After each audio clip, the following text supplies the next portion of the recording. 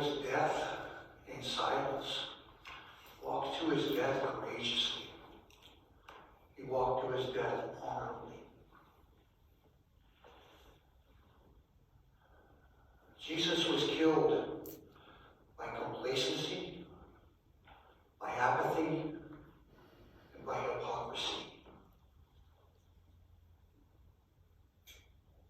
Tonight's message is titled, The Too Hard Basket. The Too Hard Basket.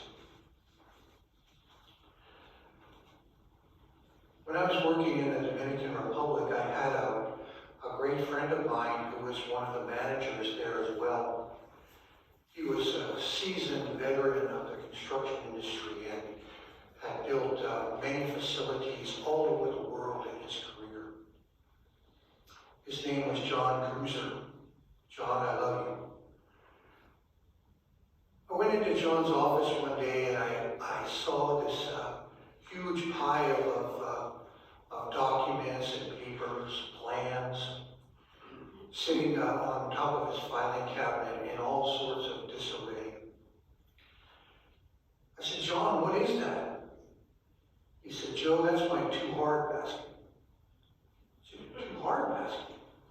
He said, yes, when something's too hard, I put it in the basket. I said, John, how does that work? He said, for me, it works really well. So tonight, I want to take that idea of the too hard basket and explore it just a little bit.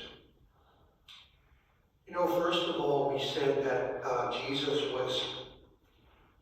was killed by hypocrisy, complacency, and apathy. Let's take the hypocrisy first. We have the temple priests.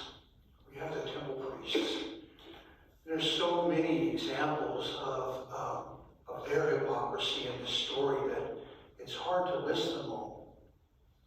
But one of the first ones you hear about was that they weren't able to take Jesus into Pilate's headquarters because they were fear of being defiled, spiritually defiled, made spiritually dirty or unclean. So they had their surrogates take Jesus in. They were so worried about being ritually unclean, but yet they had no call, they had no trouble with executing this innocent man by the most horrible means possible. They wanted to keep their hands clean. They didn't want to do this deed themselves, so they used a surrogate. They used a hitman. They used someone who they practically hired. Pontius Pilate. Hypocrisy. The temple priests had a lot of skin in this game. They had heard Jesus' message throughout his 3 years, not directly, but indirectly to people that had heard Jesus up in Galilee. They heard about the Jesus way and how Jesus was speaking about a new covenant. This new covenant that Jesus was speaking about was in direct conflict with the temple priests. The temple priests made their living from the sacrifices and ceremonies in the temple. They were paid to do this work. And if the temple was discontinued, if this old covenant was overthrown and replaced with something new, their livelihoods would disappear immediately. They had a lot of skin in the game, and it wasn't all spiritual. There was a lot of financial skin as well. Also political, the power structure. The temple priests were at the pinnacle of power. There was no one more powerful in that first century Jerusalem. Only Pilate and only the emperor. Those temple priests were at the top of the food chain. Jesus stood to topple that food chain and turn it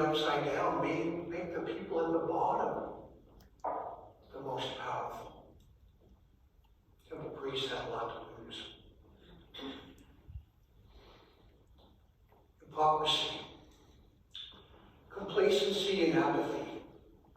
I want to focus tonight on Pilate. You know, there's so many stories that we can speak about around this horrific day today, but I want to concentrate on this character of Pilate. You know, Pilate came into Jerusalem to keep the peace.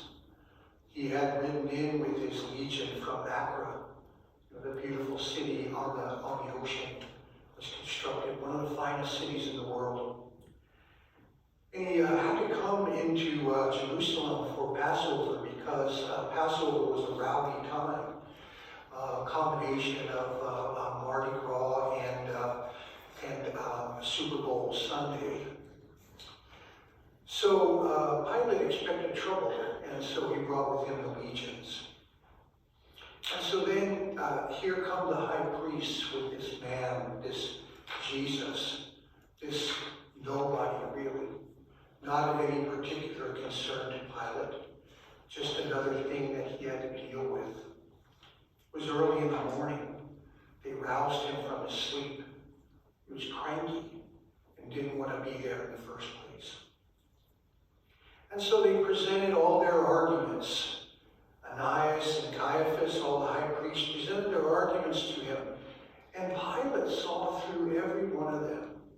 If you remember the story, after hearing the arguments, he says, I find no guilt in this man. I find no guilt in this man. But they continued and they pushed him hard and they were relentless. Time after time, they brought additional charges. And time after time, Pilate examined Jesus. Finally, he gave in just a little bit and agreed to have Jesus flogged and taken out in front of the people. Here's your king.